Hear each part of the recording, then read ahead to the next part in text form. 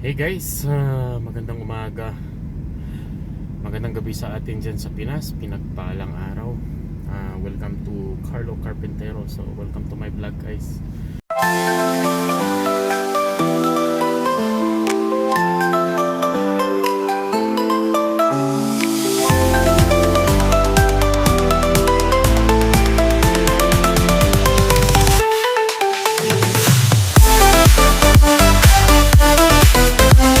At ngayon, papasok na naman sa trabaho.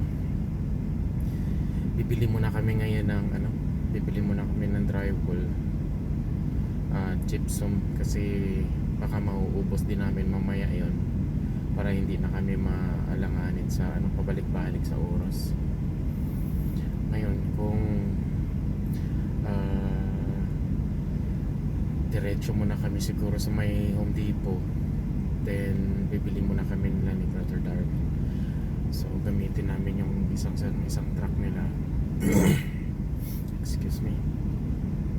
Yung isang truck niya kasi punong-puno tong likod ng truck ko ngayon, hindi siya pwede malagyan. Tsaka pag-usapan natin guys kung saan ba maganda tawag nito, mag-retire. Ano ba yung magandang decision? Kasi kami mag-asawa, nagpa-plan talaga kami na uuwi talaga kami ng Pinas. So siguro kasi sa ngayon hindi pa kami citizen, nagre-renew lang kami ng PR card namin. So this is our third time already na nag-renew sa permanent namin.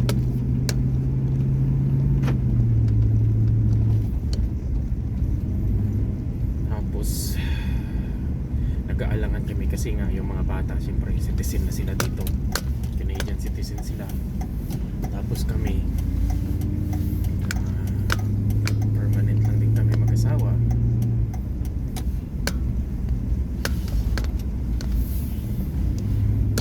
Ito pala, tinan nyo guys, kapay pala dito, tinan mo gaano kataas pala.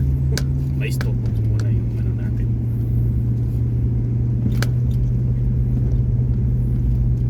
Yeah, so habang nagde-drive ako, pakita ko na rin sa inyo yung mga dinadaanan namin.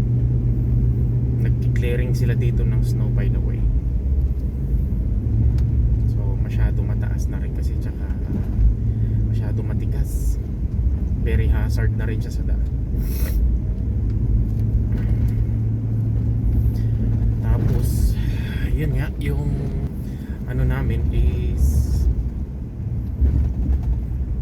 we will try siguro na mag-retire kami siguro at the age of mga nasa, ang plan namin is mag-asawa is 55. Plan namin 55, na kami, magre-retire na kami. So parang ayoko na rin na kasi nga ang lamig dito masyado. Pag tumanda ka na, parang hindi na siya maganda talaga. Okay lang kung mga bata-bata pa, pero pag may edad ka na tapos andito ka pa rin, medyo mahirap talaga. Siguro sa summer we will try na pupunta dito kasi may property din kami sa Pinas, tapos may property kami dito. So yan ang inaano namin sa inyo guys. Leave nyo sa comment kung kasi dito sa Canada maganda lang talaga dito sa yung ng mga bata. Pero sa okay naman, kumbaga majority is okay naman siya. Healthcare, so yung healthcare dito maganda ang healthcare. Pupunta ka sa mga clinic, magdala ka lang ng card, tapos punta ka doon, wala ka naman babayaran. Tapos syempre yung mga gamot mo, kung mayroong mga over the counter, yun lang medyo kasi kailangan mo pa rin ng insurance pag mayroon kang mga over the counter, yung mga prescription na mga gamot. mostly, pero pag mga hindi naman ano, kasi yung mga prescription katulad yan, yung mga maintenance, alam niyo naman ng inyong lingkod nagme-maintenance na rin. So alam niyo na, alam niyo sa mga Pilipino, normal na talaga sa atin yung may mga iniinom tayo ng mga gamot. Ngayon is, kung dito ka mag-retire, actually yung asawa ko is nagtatrabaho siya sa may nursing home. So makikita nyo guys kung ano yung mga buhay ng mga matanda sa atin. Yung dyan sa atin, yung mga matanda, they're very happy until the end ng life talaga nila. Dito nakakalungkot, sobrang nakakalungkot dito pa. Alam mo yung part na pag dinala ka na sa may nursing home,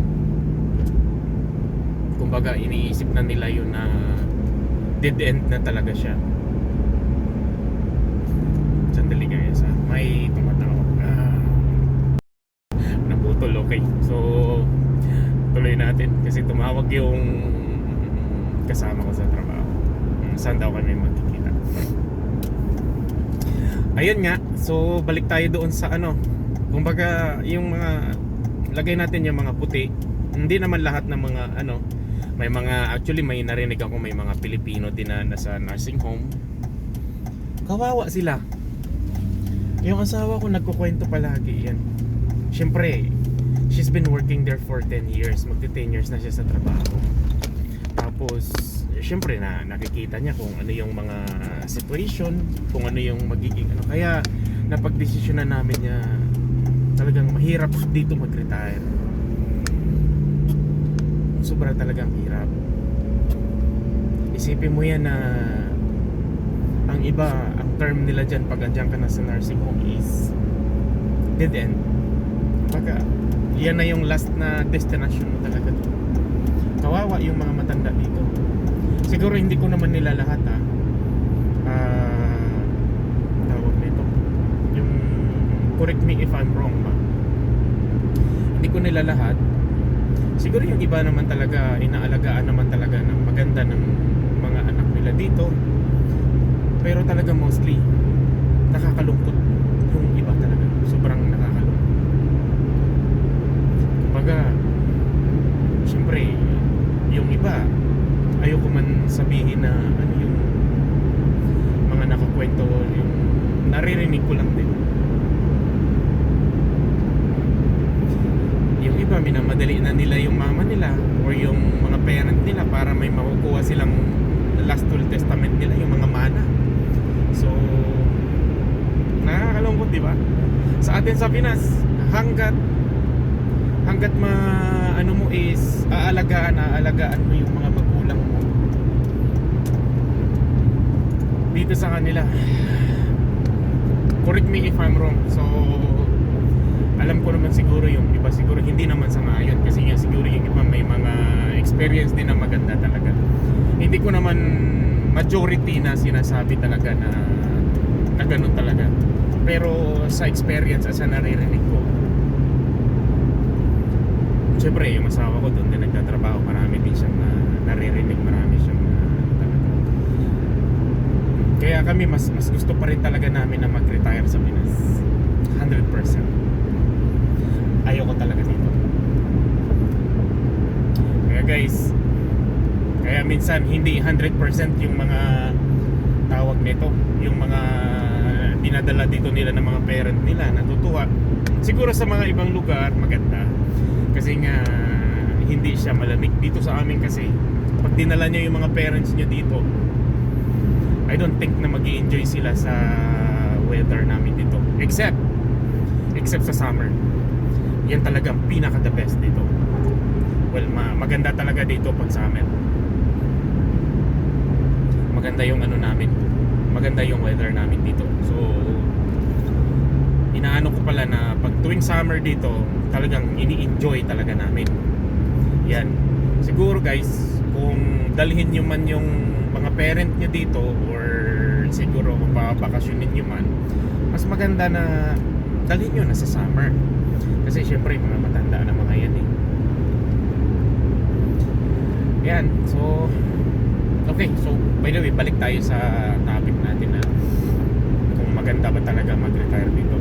At saka isipin nyo rin kung dumating kayo dito is medyo may edad na, ang makukuha nyo na pension is not enough.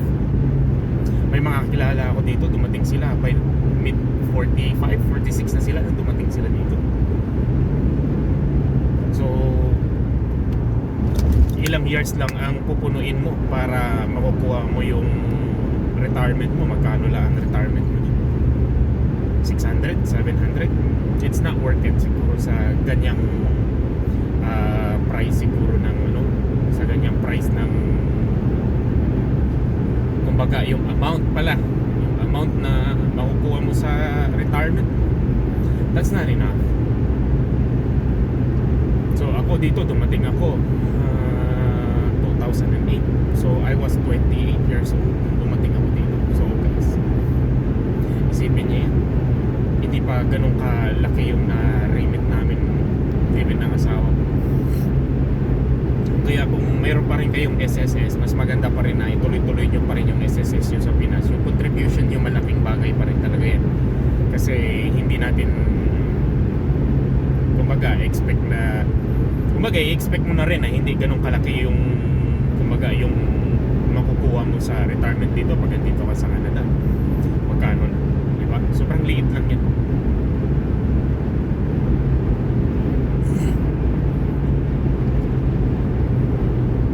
So yeah, tapos lagay natin na nung dating ka dito, yung mga edad mo mga nasa 46 ka na, tapos gusto mo mag-retire ka dito ng age mo na 60.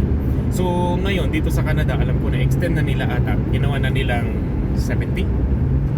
Correct me if I'm wrong, 70 or 75. So actually kung mag-retire kayo guys ng age ng 70, hindi magandang ano na yan, hindi na maganda yan. So yan ang pinaka ano talaga. Oh no, balik kayo. Oh jeez, anto, nagagalit ako kasi umagang umaga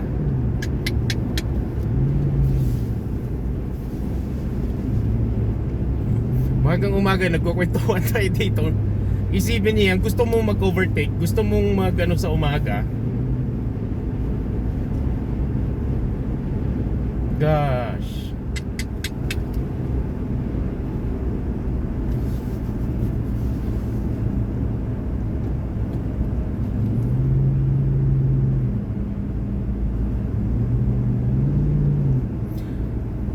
Yeah, so may itong mga puti na to. Wala silang patience sa pagdadriving. Isipin niyo yan.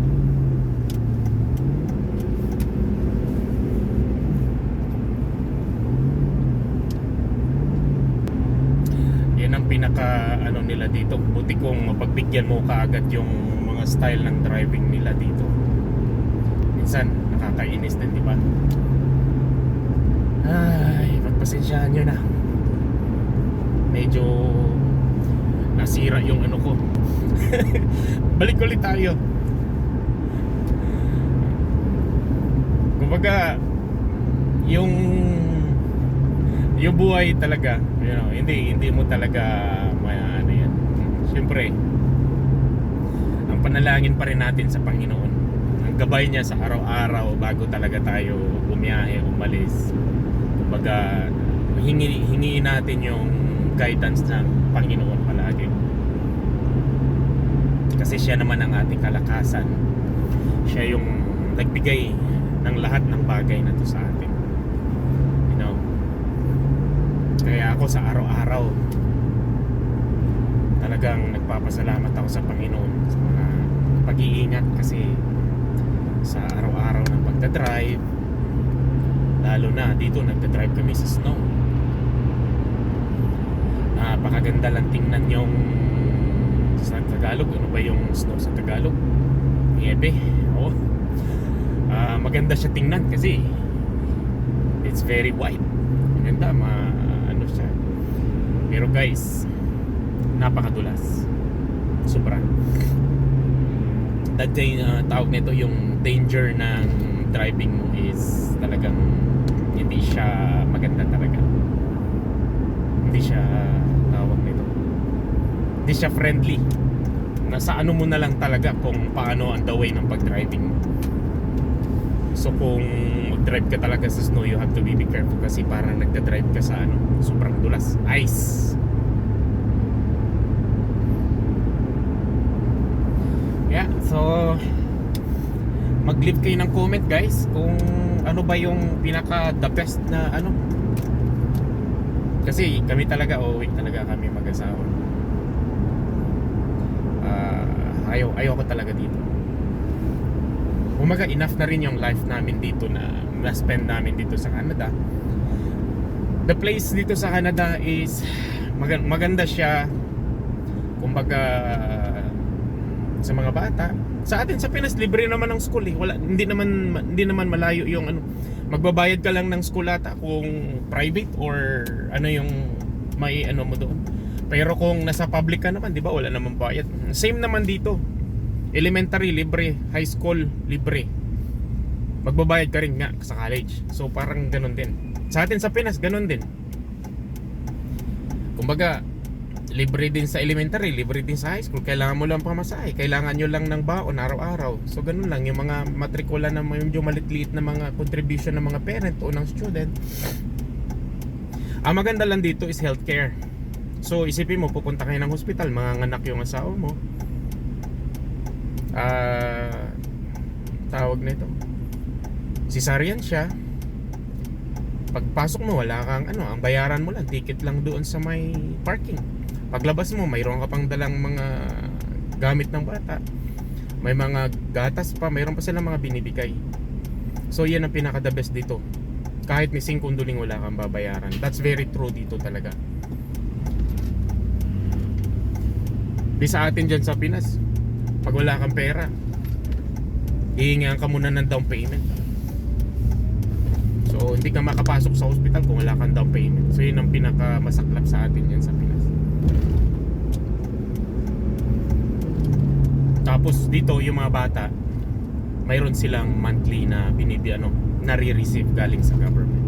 So from age nila, simula sila nang pinanganak sila hanggang umabot sila ng 18 years old, mayroong nakukuha yung mga bata dito. May nare-receive sila. And it depends yan sa income ng parents. So the more na maliit yung income ng parents, both parents, malaki yung mga nakukuha nila, of course. So na-detect ng ano yan, ng CRA, nakikita ng government yan. So kung maliit naman yung ano mo, syempre malaki. Pag malaki naman kinikita mo, of course, magva-vary naman yun. Liliit din yung ano ng bata. So kumbaga inaano lang nila, pinapantay lang nila sa ano ng income salary mo, which is very good sa mga bata talaga. Kasi nga pag ihingi yung mga bata, wala kang reason para tanggihan sila. Bagay, ihingi sila ng pambili ng ano nila, ganito, gusto nila ng ganyan, may ano, at least mayroon kang may ibigay talaga sa kanila. Yun ang pinaka the best dito sa impart lang dito sa Canada. Healthcare, tapos yun nga yung ano ng mga bata. Tapos ano pa ba yung ano nila dito? Hindi ko ano kung mayroon pa yung iba na, kasi yung mga ibang mga benefits hindi ko ano kung nagamit na namin. Kung may benefits ka naman sa company mo, that's very good. Kasi magagamit mo rin yun. Malaking bagay din yan, di ba? Tapos yung tawag nito, yung pinakadalas dito pag tawag nito, pag may mga rebate galing sa government, yung sobra yung tax mo, kumbaga na sobra yung nabayad mo, binabalik nila yan. Tapos may mga rebate pa yan na galing sa government, yung mga ibang Minsan may mga carbon taxes, pero hindi naman siya hindi siya talaga ganun kalalaki yung mga, at least mayroon kang mga GST return. Yan. Tapos mayroon pa silang, minsan may mare-receive ka dito na mga tawag nito, yung may mga quarterly yun sa mga GSTs. Binabalik nila pag sobra yung bayad mo. So yan, so majority talagang kung dito ka magre-retire, pag-isipan nyo rin, maganda din siya. Kasi nga, pag tumanda na tayo, isipin nyo marami ka rin mga sakit. May mga pros and cons din pag tawag nito, pag dito ka mag-retire. Kasi nga, syempre, sa healthcare, pag tumanda ka na. Pag sa Pinas ka naman, pag anything na mangyari sa'yo doon, pag wala kang pera, yan ang pinaka masaklap sa lahat doon. Tapos dito naman, anytime kung ano mangyari sa'yo, daling ka lang sa hospital. Yan ang pinaka the best doon.